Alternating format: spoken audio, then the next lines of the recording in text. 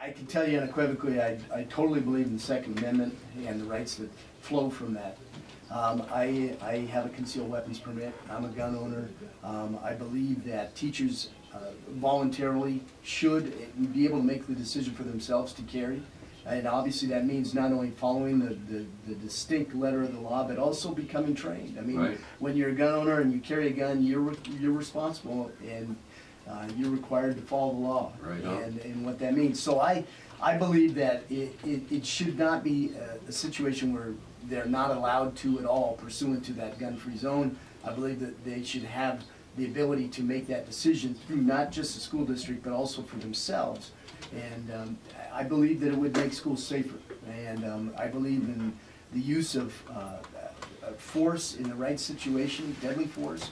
When you're in fear, imminent harm that approaches you or someone else, and you perceive it to be as such, I believe that deadly force is absolutely necessary to protect yourself and others. You know, I can tell you unequivocally that not only the Yakima County Prosecutor's Office, but all law enforcement agencies up and down our county are taking, it's a zero tolerance policy. Gotta be. Yeah, and you see that, you know, just this week, literally with the 3 Grandview kids, and then obviously Sunnyside, and then we had a young lady from West Valley, and then this morning. I mean, law enforcement is taking absolutely every precaution. They're getting directly involved. The schools are calling immediately now because they know law enforcement needs to be involved.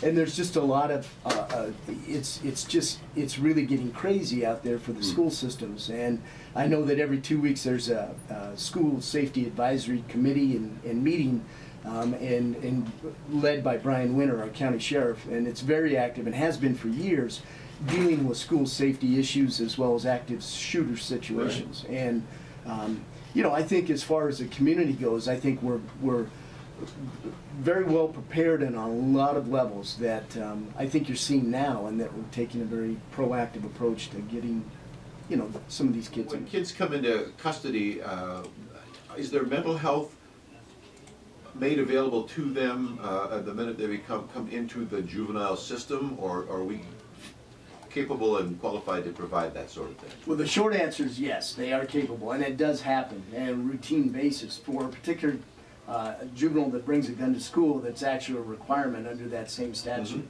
Mm-hmm. They are required within 72 hours before being released to actually see a designated mental health professional, and I know that that is an ongoing evaluation process at our Yakima County Juvenile Court, and they engage in that routinely for this particular allegation. So it's very important, and ultimately that information from that initial investigation and evaluation is made known to the court, so the court has that information to be able to make further decisions as to release or not release and various other things that go along with that. It's an exceptionally important part of the juvenile system. So an individual like the young man in Florida, he would have been under our statute, and he would have been forced to see a designated mental health professional even as a young adult up to the age of 21, and we would have been able to potentially intervene immediately right up front had he brought a gun to school or a weapon. And so we can intervene in that way. Now, we certainly can do that you know, for everyone if they present mental health issues under the Involuntary Treatment Act. And we do that, and we have hearings in front of a judge to making sure that we protect individual rights, which is always very, very important. But we also have a much broader concern that they could hurt themselves or others, and we take that into account when we have those kind of hearings. And we have those hearings 3 days a week, and they involve comprehensive or Virginia Mason Memorial, you know, bridges. We deal with juveniles and adults in that circumstance, and you know, really, mental health is really at the forefront of everything we're doing in the criminal justice system. I would say, based upon you know, from a speculative point of view, we have approximately 750 or so at any one time residents of our Yakima County Jail, and probably up to 1/3 or maybe even a little more have some kind of mental health problem. And so we recognize that as being a serious criminal justice issue. And I know that to be the case because I went to 2 national seminars last year and with other elected prosecutors, and they absolutely said the same thing. It is a problem in every one of their communities as well. These school situations are getting out of control, and it has to stop.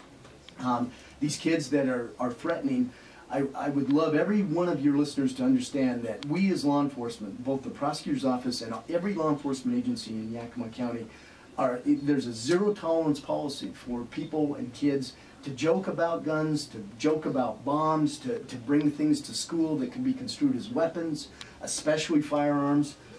It absolutely is zero tolerance policy, and we will prosecute you. If we get the information and the investigation and the facts to be able to charge you with a crime, we will prosecute you.